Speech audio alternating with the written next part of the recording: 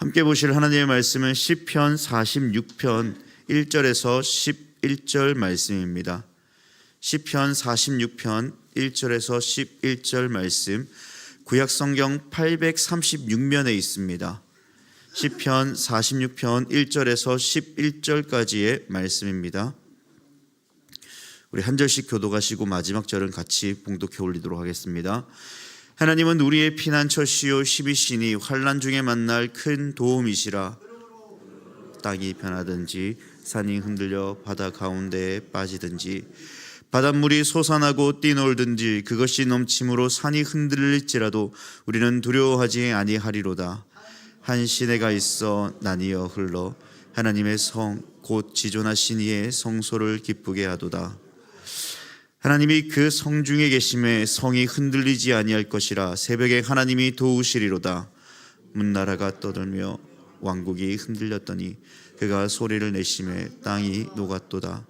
만군의 여호와께서 우리와 함께 하시니 야곱의 하나님은 우리의 피난처시리로다. 와서 여호와의 행적을 볼지어다. 그가 땅을 황무지로 만드셨도다.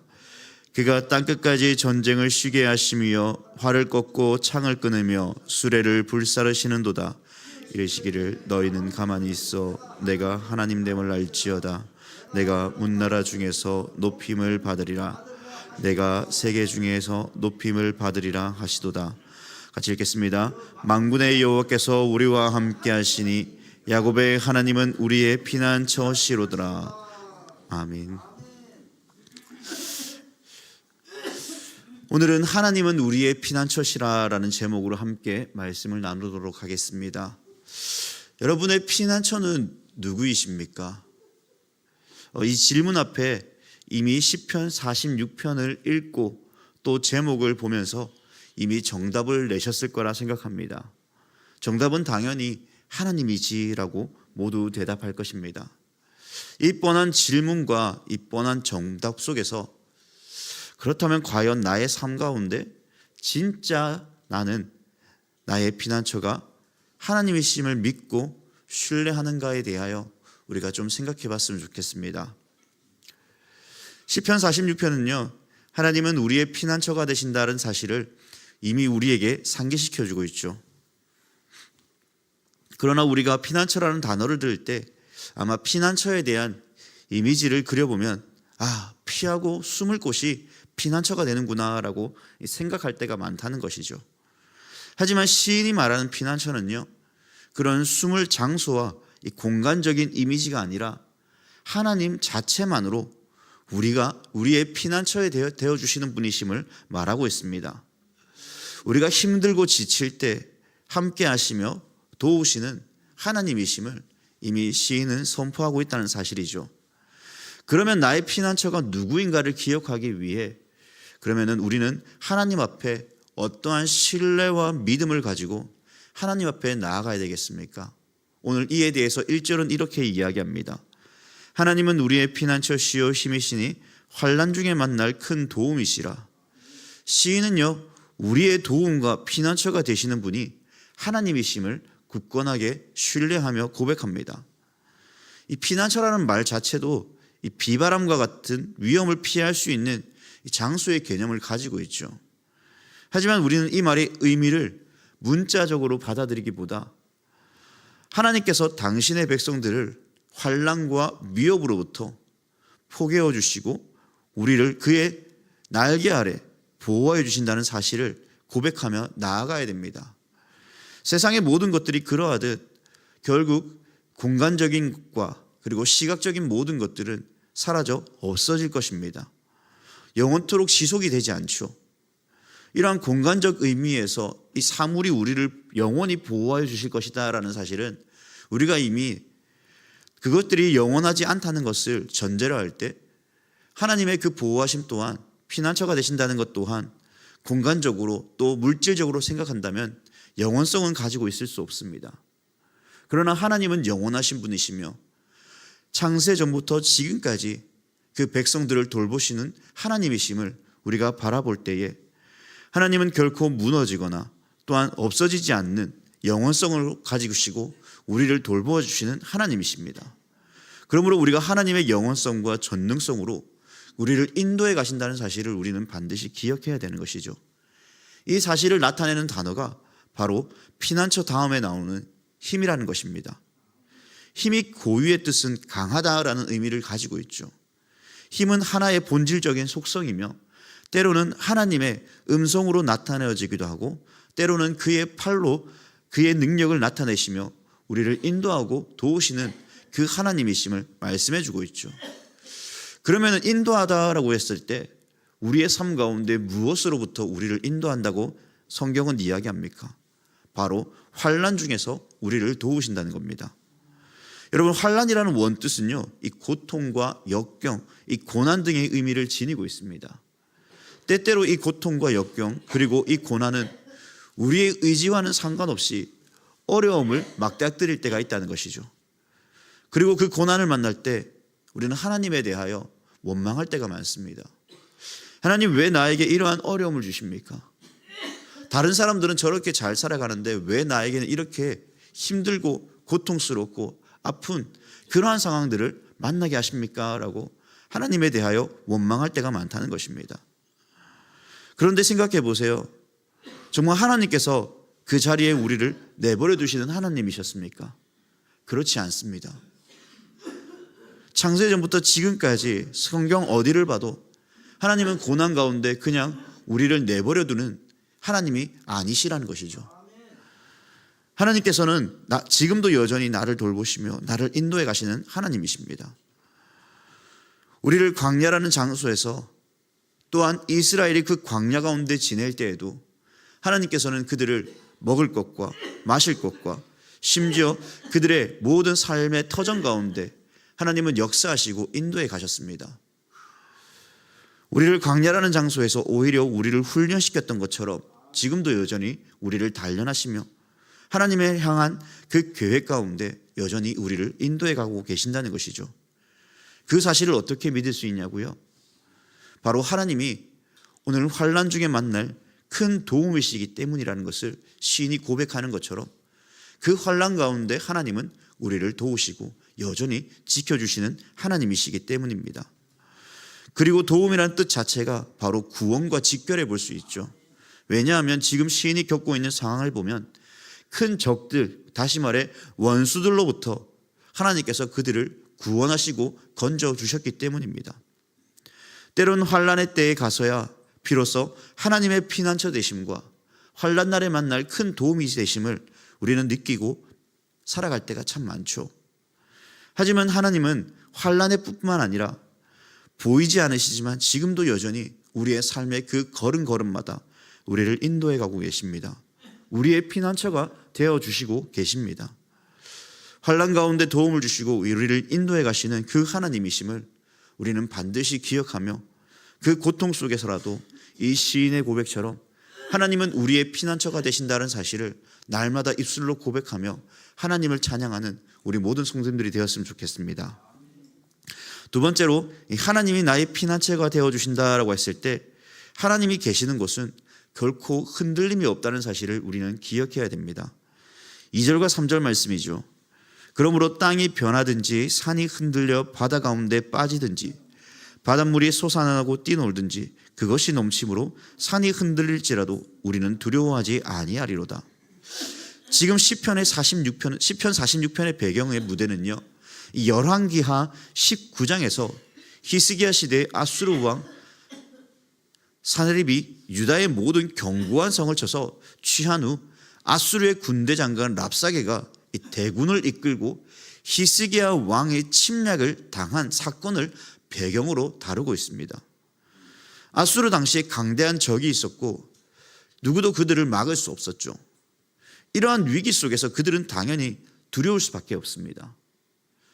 저는 전쟁의 위기를 겪어보지는 않았지만 그러나 당연히 그 전쟁을 통하여 신앙의 선배들이나 어르신들의 이야기를 들어보면 참혹하고 괴로웠다는 그 사실들을 너무나 잘 알고 있습니다. 가까운 유엔 묘지에 가면 조금이나마 느낄 수 있는 것은 이 나라를 지키기 위해서 참전한 수많은 용사들이 있었고 그분들이 이 땅 가운데 대한민국을 수호하기 위해 많은 피를 흘렸다는 것이죠. 그들은 가족들과 이별을 맞이하면서까지 이 나라를 수호하기 위해 그들의 생명을 희생했으며 그 결과로 이 나라가 하나님의 은혜 가운데 하나님께서 그들을 또한 부르셔서 우리나라가 이렇게 살아갈 수 있음을 우리는 느낄 수 있죠.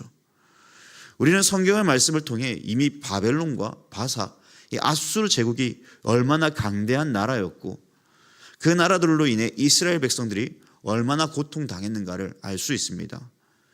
그들은 말 그대로 이스라엘에게 있어서 두려움의 대상이었죠. 하지만 시인은 이야기합니다. 땅이 변하고 산이 흔들릴지라도 바다 가운데 빠지든지 바닷물이 솟아나고 뛰놀며 넘쳐서 산이 흔들려도 두려워하지 않는다라고 이야기합니다. 왜 이러한 신앙을 그는 소유할 수 있었을까요?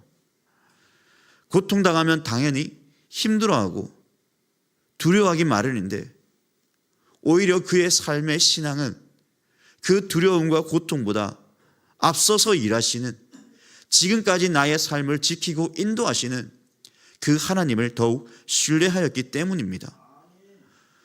우리 또한 이러한 신뢰와 믿음이 우리의 삶 가운데 날마다 있어줘야 됩니다. 애굽에서 홍해를 건넌 그 이스라엘 백성들을 생각해 봅시다.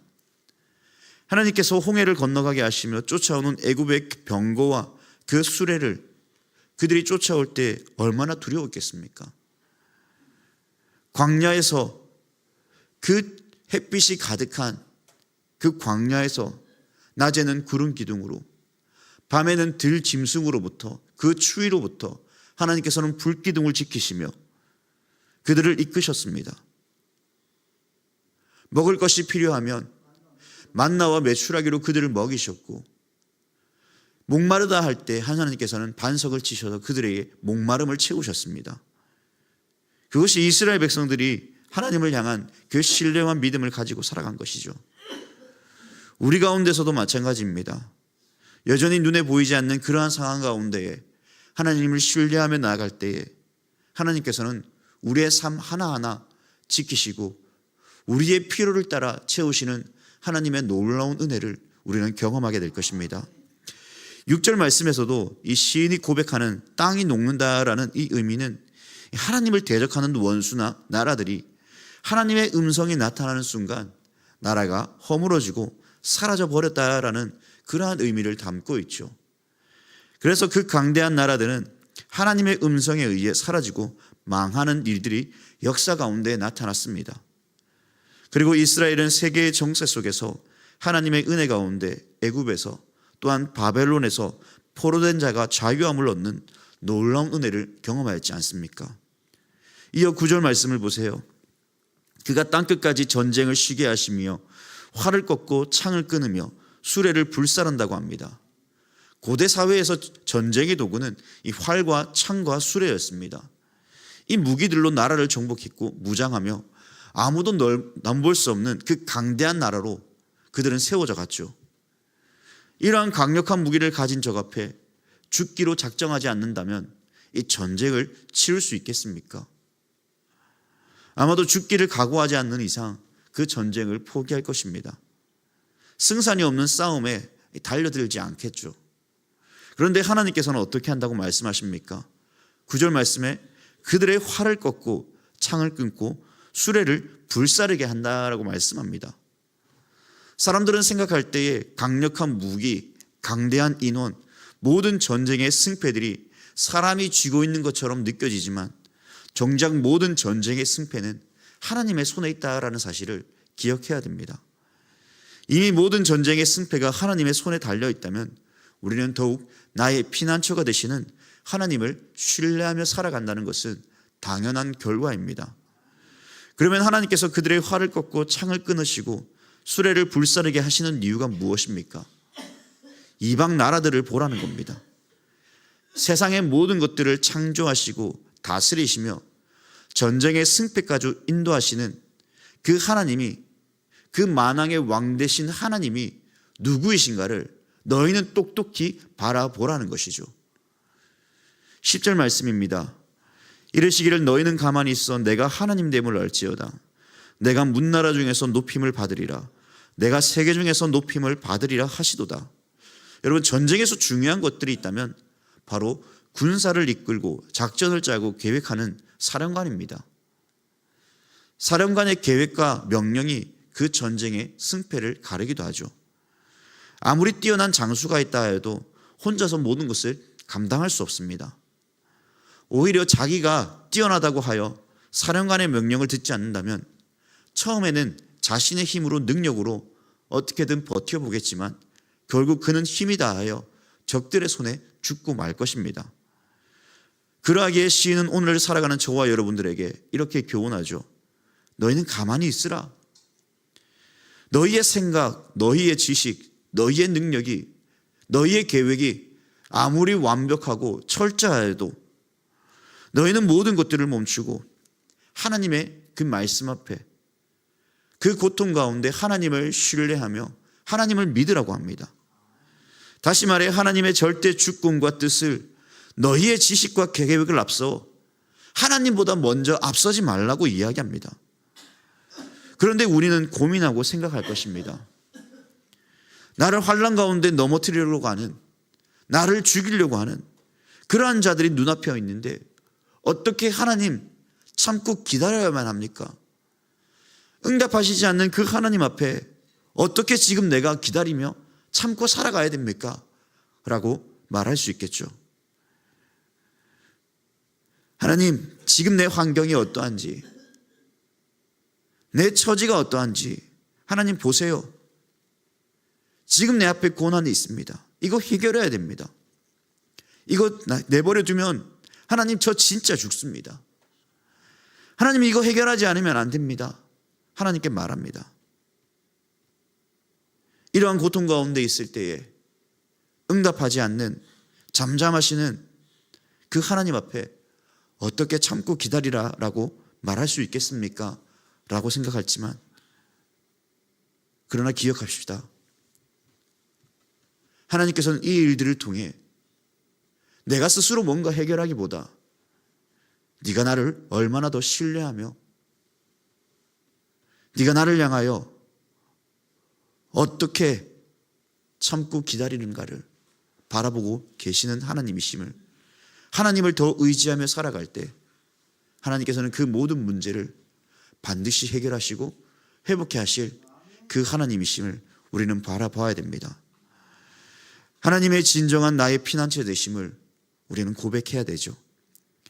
그리할 때 비로소 하나님은 나의 삶 가운데 우리의 삶 모두의 삶을 하나님의 선한 길로 이끌어 가십니다.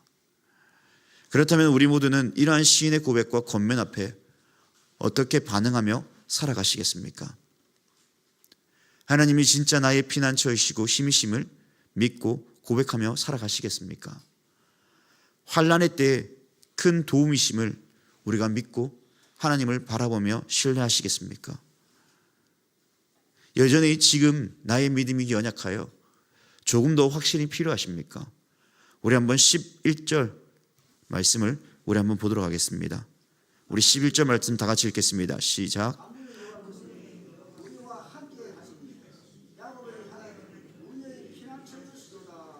아멘. 여러분, 이러한 믿음의 고백이 누구의 고백인지 아십니까? 바로 야곱입니다. 지금 시인이 고백하는 야곱의 하나님과 우리의 하나님과 무슨 상관이 있느냐라고 말할 수 있지만 이스라엘의 모습이 과거 야곱의 생애의 모습과도 너무나 비슷하기에 시인은 야곱의 그 믿음을 들어 이렇게 고백하고 있습니다.